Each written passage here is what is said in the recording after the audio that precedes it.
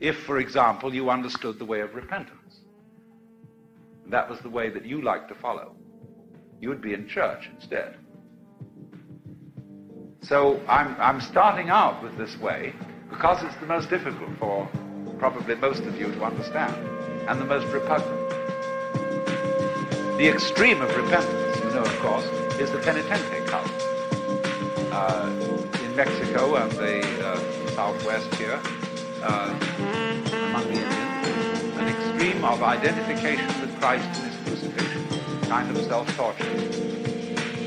And the extreme of this way is, of course, the penitentiary. The most interesting experiences that many of us have had through exploring the prison world, the world of the asylum, the world of the enemy of society, and that as a kind of yoga. You know that San Quentin looks like the Potawatomi.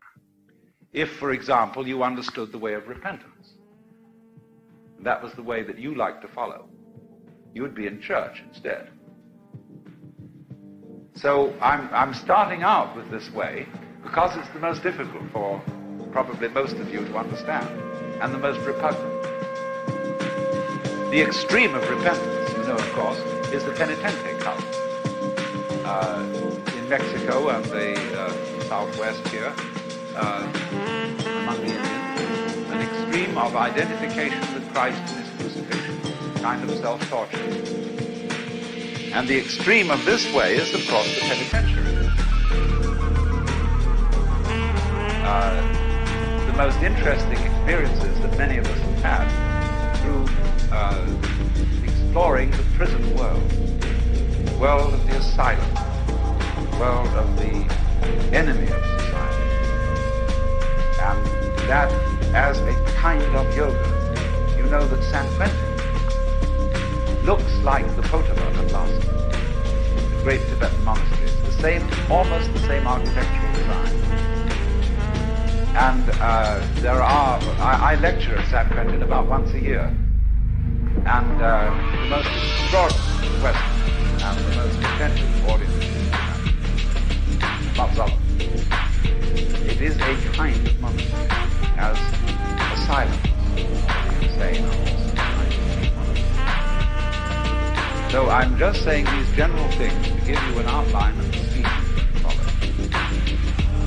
Then I'm also going to illustrate these moves by playing music appropriately. It's difficult in a short time that I've had to prepare this to find the music that's perfect. But this is suggestive, and I'm going to say something about that later. Now then,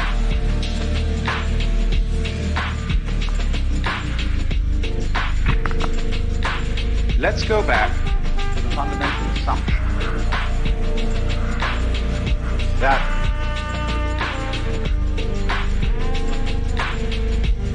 all people, and this also includes all beings whatsoever, but we're talking mainly, of course, about human beings. All people are manifestations, disguises of the total reality behind this cosmos.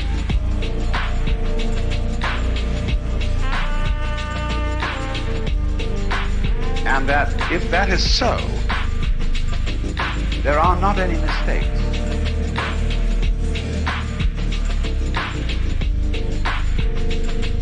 When you look at patterns on the foam of breaking waves on the seashore, you look at the outlines of mountains, the grain in wood, and the markings on marble, you notice that it never makes an aesthetic mistake. Never. Also, when you study plants, and you go into their relationships with each other and with insects, the fact that the so-called diseases in plants are the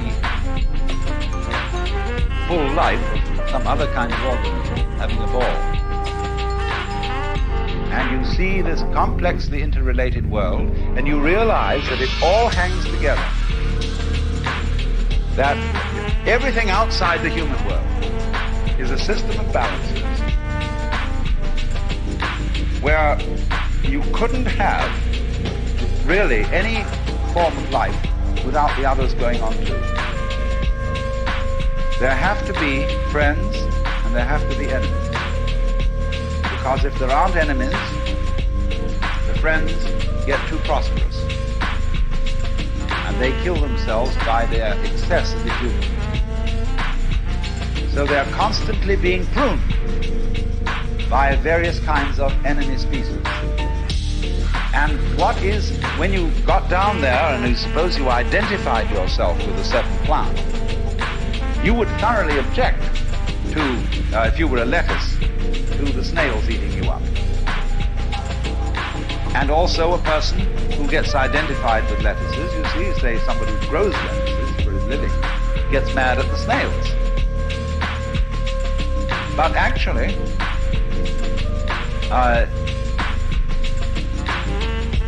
lettuces need snails. Because there would be too many lettuces if there weren't snails. And those lettuces would choke each other. Now, of course, a human being comes in and starts organizing the lettuces, you see, so that the seeds don't propagate in the usual way, because he puts them out in rows. And that's a different kind of a seed. And so he objects to the snails. But that's because he's looking at the problem of lettuces from a partisan point of view. And it's quite right that he should do so. What he may not see, because he's taken the side of lettuces against snails, he fails to see that conflict at one level is health at another. Just as conflict going on between microorganisms in your bloodstream is absolutely essential for the health of your organism as a whole. But you're not aware of that conflict going on. Because conscious attention doesn't need ordinarily to focus upon it. And so you don't get involved and you're not anxious about what party is winning and what party is losing. They're keeping up a kind of balance. Now then, to take this a step further, we are all amazingly involved in the process of being human and playing our game and taking our side. And therefore our victories and defeats, our sicknesses and our healths, are things we get mighty partisan about. And therefore we cannot see that human behavior is just like everything else. It never makes a mistake. Only its never making a mistake must include the feeling that mistakes can be made. See, that's where this point of view would differ somewhat from the point of view of a Christian Scientist, who strives manfully, in a way, to assert that evil is purely illusory, but doesn't quite grasp the point that the illusion of there being something evil is important and good too. We're not trying to get rid of it, you see, because if you get rid of it, you would have problems. I could say, for example, that a historical character like Hitler, is someone about whom it is very natural for most of us to feel angry. And that's perfectly right that we feel angry, although he is as much a natural phenomenon as an earthquake. So what we have then is a system of a sort of hierarchy of levels. And at the point where you are involved, you can't stand aside from yourself and look at it objectively in the same way as you look at the patterns of foam on the seashore or as the life of the fishes in the tide pools. But to be liberated is to be able to see human life in the same way as you see all other life. And to do that, you have to be able to live, as it were, on two levels. The level of involvement and the level of detachment. Integrated whole. Remember, you are an infinite being, seeming or choosing to seem to exist within a reality. But again, as I have said and will now expand upon, the reality exists within you. The paradox is that it exists within each and every one of you. And though it would seem like this could not be possible, now you are getting the idea of an infinite concept, where each one of you will experience that all of reality exists within them, including all the others in the room, including the entire planet. But this seeming inconsistency, again, is more of an infinite concept. However, again, you can use it by understanding that the reality exists within you. You can understand that anything within the reality is part of one integrated whole. And everything that you interact with is a reflection within the integrated whole of your consciousness, telling you something about yourself, about what you are choosing from the finite point of view to explore. So therefore, I assume if you will recognize the integration of all reality, that your actions will reflect the respect that anything that you are interacting with is not separate from you, but is part of you. So integrity is simply acting according to that respect for everything within you. The respect for your agreements, the respect in that sense for the interactions that you choose to co-create with other individuals.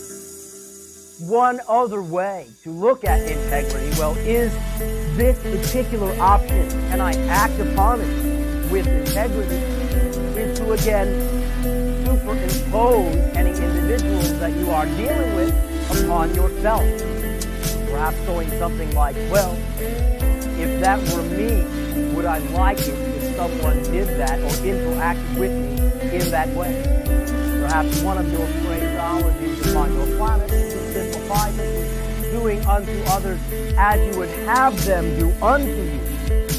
Following that simple guideline always expresses your integrity, for it always treats everything within you, everyone within you, every situation within you, as though it is you. And you treat yourself and every aspect of yourself with that same respect. So if you are able to act upon an exciting prospect with integrity, no harm done. For you are treating your reality with the respect it deserves, and you are honoring the expression of your excitement, which is the expression, once again, of who you are. Why does something excite you? You in particular. Everyone is excited about something slightly different. Some people may overlap and share exciting notions, but each excitement expression is unique, because that is the unique indication that your reality gives you, that from what's available, this option is most me. That is what excitement is. It is the vibration, the compass, the barometer that tells you this is me. Now, if this is me and you can act upon it with integrity, do so. If this particular option is most exciting, but perhaps in the situation, doing that at the time would obviously not be within your integrity, push that aside. Do not fixate or obsess upon that. The criteria is excitement, but it is excitement with integrity. Now, again, if you cannot act upon a particular option with integrity, push that aside. Perhaps in the same space as you'll feel intention. But move it out of the way. Because if you cannot act upon it with integrity, it is not an option for you. And when you push it aside rather than keep it there, you move it out of your way and allow yourself to see what may be just right behind it. Again, another unique option, a unique advantage in a given moment. So if you can act upon it with integrity, do so. If not, push it aside. See what's still right in front of your face. Choose the thing that excites you the most from what is available and act upon that with integrity, if again that is an option. Doing this and maintaining your desire, if you wish to call it your clear intention, the thing that you want, is all that it takes to continue to be who you are, to interact with your reality with integrity, and to finally experience the thing you say you want. But when you are in a moment where the thing that you want is an option, because you have gone through many of these other experiences, you are now more equipped to explore that exciting thing most fully. After you establish that exciting thing as a clear intention, the timing, the lack of it being in the moment once again allows you to begin to accumulate through experience resources and knowledge that will enable you, no matter what you say right now, to enjoy that thing more fully than you can even imagine you can enjoy it right now. All this is a matter of taking the trust that many of you place in the fact that things never work out and life is random, to the empowering point of view that you get what you want, perhaps at first not when you think you want it, but if you still want it and get it, what's the difference? And if you begin not to want it and don't get it, what's the difference? The point is, generally you will find you will maintain that desire, that excitement, and you will, through a series of astounding coincidences, things coming from all different directions you never expected, attract resources, individuals, timing, knowledge, equipment, that will then place you in a moment where that thing that you have said you desire is one of the options that you can act upon with integrity. This, in a nutshell, is trusting your timing. And each time that you do not take this approach, you are trusting that there is no timing, that you do not get what you want, and therefore you get the evidence or the effect of there being no seeming intelligence to the timing, and that you do not get what you want, except once in a while. Moral term when you get